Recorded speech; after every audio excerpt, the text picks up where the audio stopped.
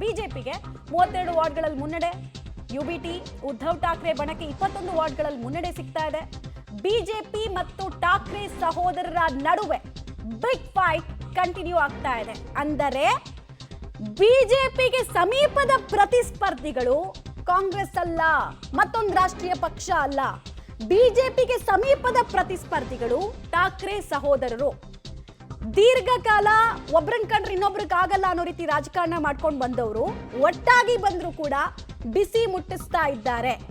ಕೇವಲ ಬಿಸಿ ಮುಟ್ಟಿಸೋದಕ್ಕಾಗುತ್ತಾ ಅಥವಾ ಶಾಖದ ರೀತಿ ಅಥವಾ ಜ್ವಾಲಾಮುಖಿಯ ರೀತಿ ಬಿಜೆಪಿಯನ್ನ ಕೊಚ್ಕೊಂಡು ಹೋಗೋ ರೀತಿಯಲ್ಲಿ ಮಾಡುತ್ತಾ ಠಾಕ್ರೆ ಸಹೋದರರ ಮ್ಯಾಜಿಕ್ ಅನ್ನೋದು ಪ್ರಶ್ನೆ. ಡೀಟೇಲ್ಸ್ ಕೊಡ್ತಾರೆ ಅರವಿಂದ್. 20 ವರ್ಷಗಳ ನಂತರ ಇವರಿಬ್ರು ಮೈತ್ರಿ ಮಾಡ್ಕೊಳ್ತಾರೆ ಅಂದಾಗ ಮ್ಯಾಜಿಕ್ ಮಾಡ್ತಾರ ಅನ್ನೋ ಪ್ರಶ್ನೆ ಇತ್ತು. ಬಿಕಾಸ್ ನೀವು ಕೂಡ ನೋಡಿರಬಹುದು, ಈ ರಾಜ್ ಠಾಕ್ರೆ ಹೋಗಿದ ಕಡೆ ಎಲ್ಲ ಲಕ್ಷಕ್ಕೂ ಹೆಚ್ಚು ಜನ ಸೇರ್ತಾ ಇದ್ರು.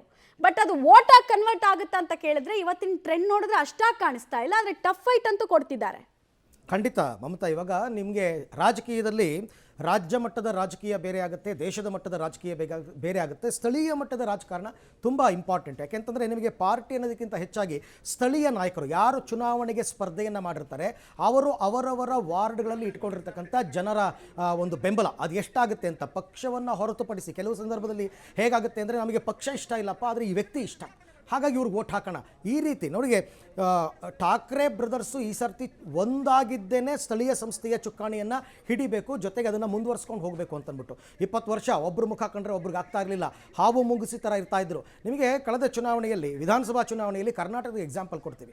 HD ಕುಮಾರಸ್ವಾಮಿ ಅವರು ಪಂಚರತ್ನ ಯಾತ್ರೆ ಅಂತ ಮಾಡಿದಾಗ ಹೋದ ಕಡೆಯಲ್ಲೆಲ್ಲ ಲಕ್ಷಾಂತರ ಜನ, ಉತ್ತರ ಕರ್ನಾಟಕದಲ್ಲಿ ಬೀದರ್ನಲ್ಲಿ ಕಲಬುರಗಿನಲ್ಲೆಲ್ಲ ಜನ, ಆ ಜನಸಾಗರವನ್ನು ನೋಡಿದಾಗ ಏನಪ್ಪ ಈ ಸರ್ತಿ JDSಗೆ ಬಂಪರ್ ಜಾಕ್ಪಾಟ್ ಅಂತ ಅಂದುಕೊಂಡಿದ್ರು. ಅದು ಯಾವುದೂ ಕೂಡ ವೋಟಾಗಿ ಕನ್ವರ್ಟ್ ಆಗಲಿಲ್ಲ. ಈಗಲೂ ಕೂಡ ಪಾಲಿಕೆ ಚುನಾವಣೆಯಲ್ಲಿ ಅದೇ ಆಗಿರ್ತಕ್ಕಂಥದ್ದು. ಈ ಠಾಕ್ರೆ ಬ್ರದರ್ಸ್ಗೆ ಸ್ಥಳೀಯ ಚುನಾವಣೆಯ ಗ್ರಿಪ್ ಒಂದನ್ನು ಅವ್ರು ಇನ್ನೂ ಕೂಡ ಕಳ್ಕೊಂಡಿಲ್ಲ. ಆ್ಯಂಡ್ ಅದೇ ಈಗ ನಂಬರ್ ಆಗಿ ರಿಫ್ಲೆಕ್ಟ್ ಆಗ್ತಾ ಇರೋದು. BJP ಒಕ್ಕೂಟಕ್ಕೆ ದೊಡ್ಡ ಪೈಪೋಟಿಯನ್ನು ಕೊಡ್ತಾ ಇರ್ತಕ್ಕಂಥದ್ದು ಅವ್ರಿಗೆ ಗೊತ್ತಿದೆ. ಹಾಗಾಗಿ ಆಮೇಲೆ ಈ ಸರ್ತಿ ಸುಮಾರು ಜನ ಬೇರೆ ಬೇರೆ ಪಕ್ಷದ ಟಿಕೆಟ್ ಆಕಾಂಕ್ಷಿಗಳು ಟಿಕೆಟ್ ಸಿಗಲಿಲ್ಲ ಅನ್ನೋ ಕಾರಣಕ್ಕೋಸ್ಕರ ಠಾಕ್ರೆ ಬ್ರದರ್ಸ್ ಜೊತೆಗೆ ಬರ್ತಾರೆ. ನಾನು ಅದನ್ನೇ ಹೇಳಿದ್ದು, ವ್ಯಕ್ತಿ ಇಷ್ಟ ಆದರೆ ನಮಗೆ ಪಕ್ಷ ಬೇಡ ಅನ್ನೋರು ಕೂಡ ಸ್ಥಳೀಯ ಸಂಸ್ಥೆ ಚುನಾವಣೆಗಳಲ್ಲಿ ವ್ಯಕ್ತಿಯ ಮುಖವನ್ನು ನೋಡಿ ವೋಟ್ ಹಾಕ್ತಾರೆ.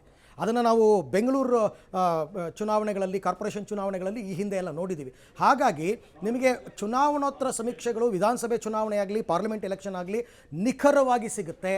ಬಟ್ ಸ್ಥಳೀಯ ಸಂಸ್ಥೆಗಳಲ್ಲಿ ಅಂದಾಜು ಮಾಡುವಂಥದ್ದು ತುಂಬ ಕಷ್ಟ.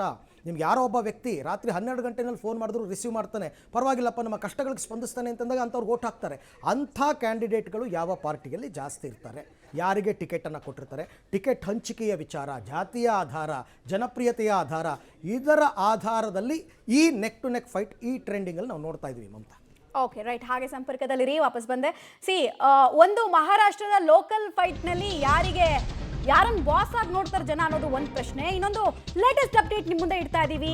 ನವಿ ಮುಂಬೈ, ಥಾಣೆ, ಮುಂಬೈ, ಪುಣೆ, ಕೊಲ್ಹಾಪುರದಲ್ಲಿ ಏನಾಗಿದೆ? ನಾಗ್ಪುರ, ವೈಸ್ ವಿಹಾರ್ ಪಾಲಿಕೆಗಳಲ್ಲಿ ಬಿಜೆಪಿಗೆ ಮುನ್ನಡೆ ಸಿಗ್ತಾ ಇದೆ.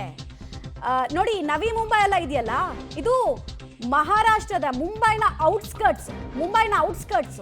ಇಲ್ಲಿ ಯಾಕೆ ಇಂಪಾರ್ಟೆಂಟ್ ಆಗುತ್ತೆ ಬಿಜೆಪಿಗೆ ಅಂತ ಕೇಳಿದ್ರೆ, ಇಲ್ಲಿ ನಾನ್ ಮರಾಠಿ ಸ್ಪೀಕಿಂಗ್ ಜನ ಜಾಸ್ತಿ ಇದ್ದಾರೆ.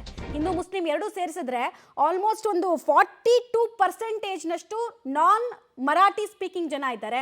ಅವ್ರು ಯಾವ ಕಡೆ ಹೋಗ್ತಾರೆ ಅನ್ನೋದು ಪ್ರಶ್ನೆ ಆಗ್ತಾ ಇತ್ತು. ಬಿಕಾಸ್ ಇವರು ಮಾತಾಡ್ತಿದ್ರೆ ಠಾಕ್ರೆ ಸಹೋದರರು ಮರಾಠಿ ಅಸ್ಮಿತೆಯ ಜೊತೆಗೆ ಆಗಾಗ ಬೇರೆ ಭಾಷಿಕರ ವಿರುದ್ಧ ವಿಷ ಉಗುಳುವ ಭಾಷಣವನ್ನು ಮಾಡ್ತಾ ಇದ್ರು. ಅದು ರಿಫ್ಲೆಕ್ಟ್ ಆಗಿದೆಯಾ?